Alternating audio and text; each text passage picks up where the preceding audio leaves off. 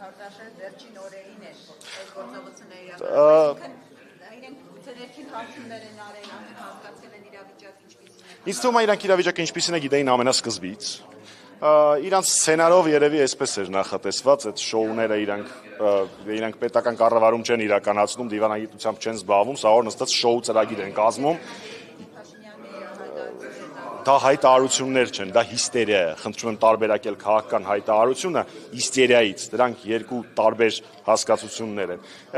Երևի իրանց շոուով հավաքովի վերջին զանգի սցենարիստների հավաքածու է, վերջին զանգերը այս տարի չի լինելու, որոշել են sense բաներ բեմադրել։ Չգիտեմ ինչի հենց այսօր, գուցե բանավեճով պայմանավորված, որի ժամանակ վստահաբար ԿՊ-ի տեխնացում խայտառակ էր լինելու, չգիտեմ կոնկրետ դրդապատճառը, ուղղակի վախեցել են, դեղերի ուշացման կանխավարկածը միշտ կա։ Իսկ բացառում եք, որ իսկապես իրավապահների զբաղվելու գործ կա։ Ես բառացի ներկայացրեցի, իդենտիկ նույն պրոցեսն է, ինչով զբաղվել է Սարիկ Մինասյանը, եթե հիմա Սարիկ Մինասյանի մոտ էլ գնա խուզարկություններ, օքեյ։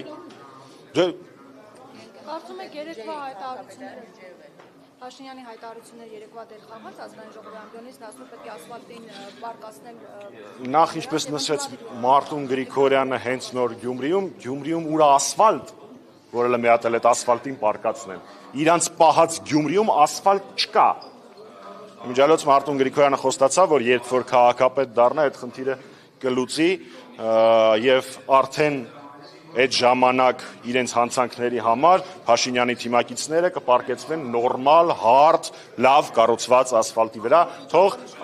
անհոգ լինեն։ Այսինքն 10 տարի առաջվա լավ էլի պարոն Կերակոսյան։ Ինչ վերաբերում է հարցրեք գյումրեցիներին։ Այս իրավական բեսպրեդելը լավ ինչ հետևանքներ կարող է ունենալ։ Այս իրավական, սա նույնիսկ իրավական էլ բեսպրեդել չէ, էլի, սա ուղղակի բեսպրեդել է։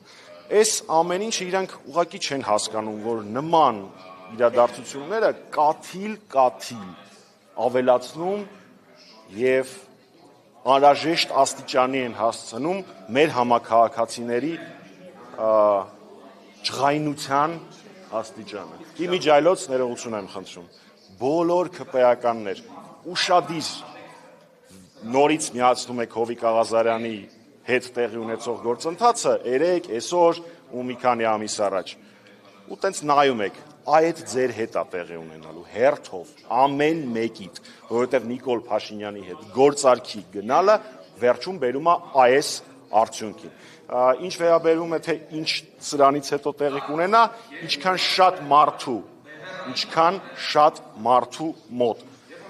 կայունանա այն մտածողությունը, որ Փաշինյանը փորձում է կերտել ավտոկրատիա, դիկտատուրա, այնքան ավելի շուտ այդ ամբողջը կավարտվի։ Իսկ ժամավաճառությամբ չզբաղվող Աննա Վարդապետյանը անելիք չունի։ Ես եկեք համարեմ, որ Աննա Վարդապետյանը ինքը պետք է որոշի ինչ անելիք ունի, ինչ անելիք չունի։